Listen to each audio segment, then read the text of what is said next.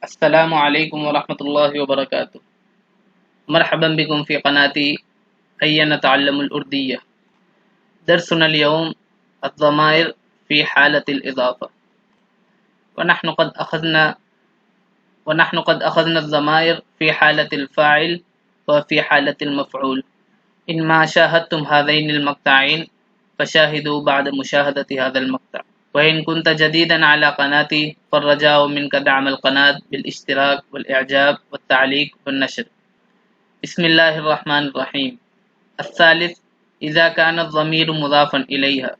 وقبل أن أبدأ أرجو منك أن تكمل مشاهدة المقطع، فإنني أذكر في آخر المقطع ملاحظة مهمة جدا.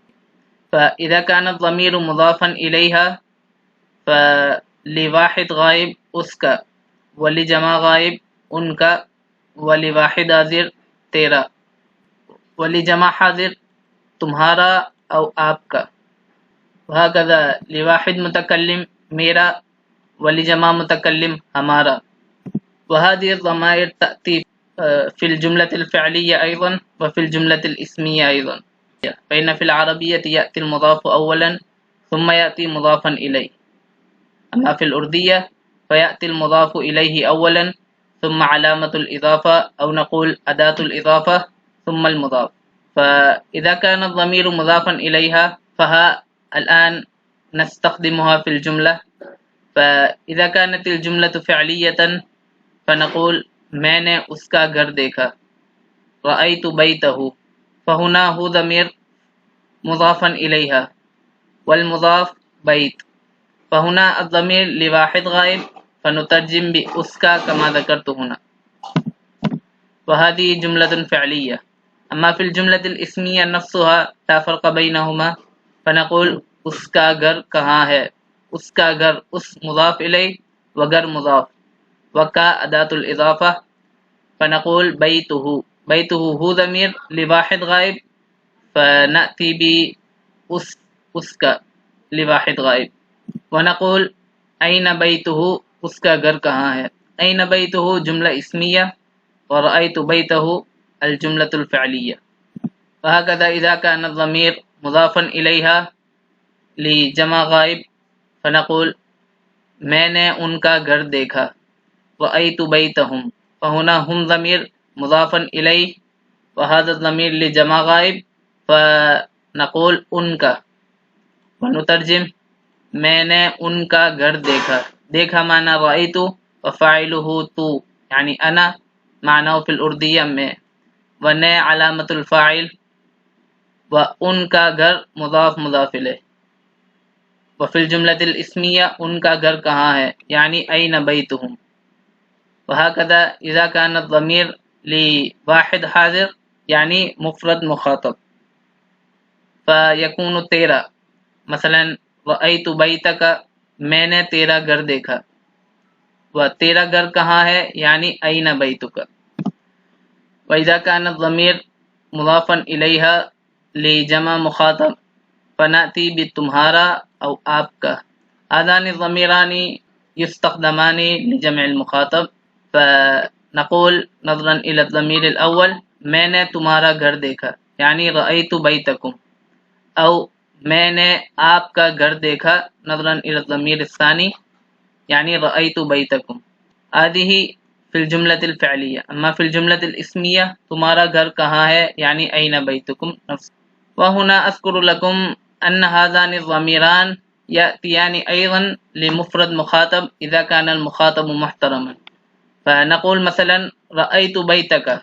رأيت بيتك فهنا كا ضمير لمفرد مخاطب، ولكن عندما نترجم في الأردية فكان المخاطب معظما محترما فنقول میں نے آپ کا گھر دیکھا أو میں نے تمہارا گھر دیکھا.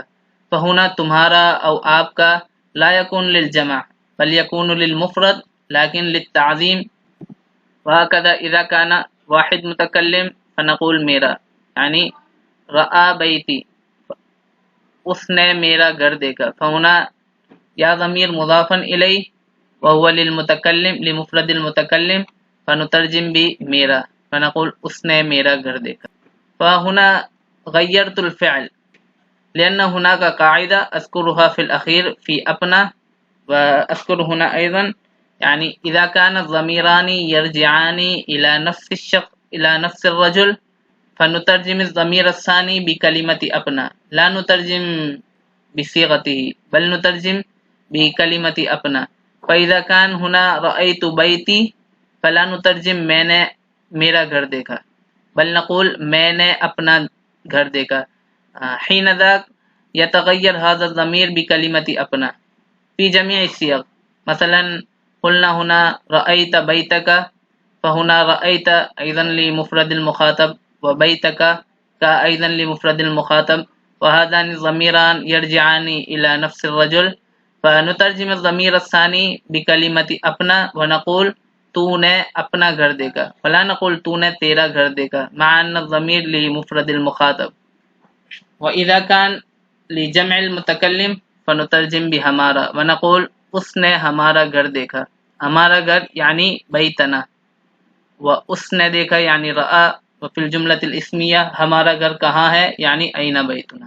وأپنا فكما ذكرت إذا كان ضميران يرجعان إلى نفس الإنسان أو إلى نفس الحيوان فنترجم الضمير الثاني بكلمة أبنى.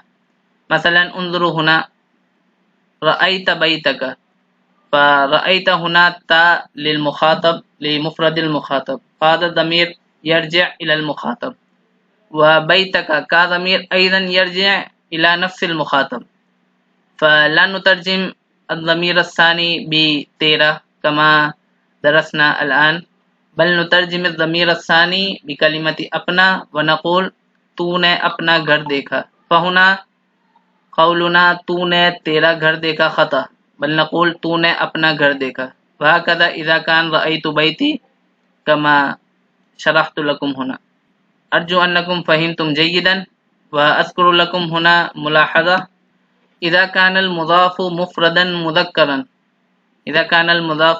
مذكرا مثلا هنا بھائی مضاف فيأتي المضاف إليه بالألف في الأخير مضاف إليه بالأخير فنقول میرا بھائی فهنا ألف في آخر المضاف إليه.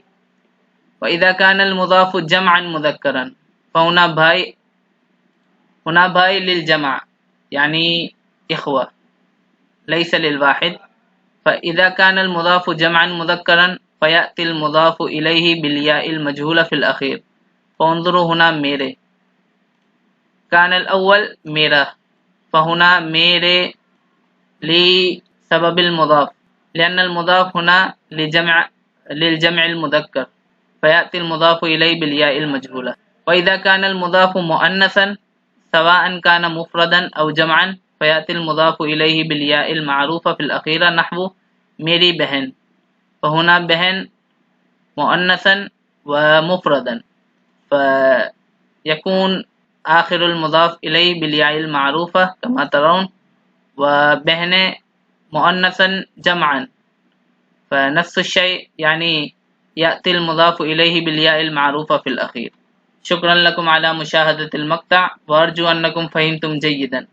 وإذا كان عند أحدكم أي سؤال فاكتبوا في التعليق.